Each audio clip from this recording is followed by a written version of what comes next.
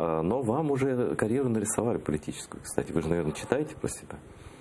Вы, как минимум, ну, самый такой нерадикальный прогноз, я видел это, что вы будете президентом Украины через одну каденцию. Не сразу, вот, говорят, почему не сразу? А некоторые говорят, что сразу, после Зеленского.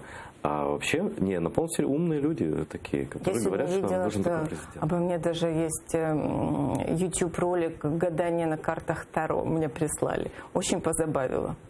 Ну, дипломатично можно отвечать, и посмеяться тоже можно, но на самом деле у вас есть набор качеств для того, чтобы быть политиком и президентом в том числе, нет? Я знаю очень много президентов и политиков, которые не обладают наборами качеств, но при этом хотят это делать. У меня нету такой амбиции.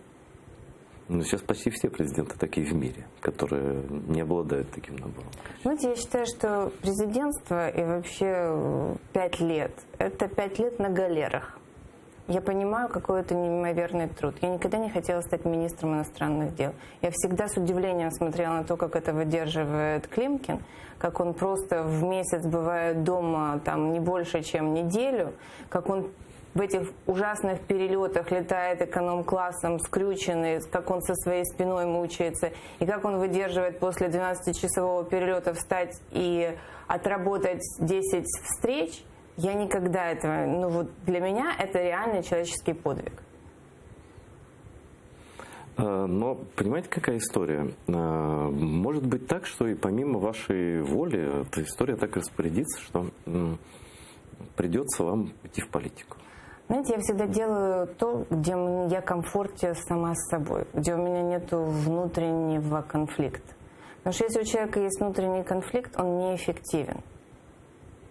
Что люди, которые считают, что вы достойны быть президентом Украины, тем более первой женщиной президентом Украины, вот прямо вы им так отказываете? Нет, мне, сразу? Конечно, это очень льстит. Я действительно крайне благодарна за такое доверие. Но в нынешних условиях я себе это слабо представляю, потому что для того, чтобы стать президентом, необходимо, кроме набора качеств, еще иметь и набор средств.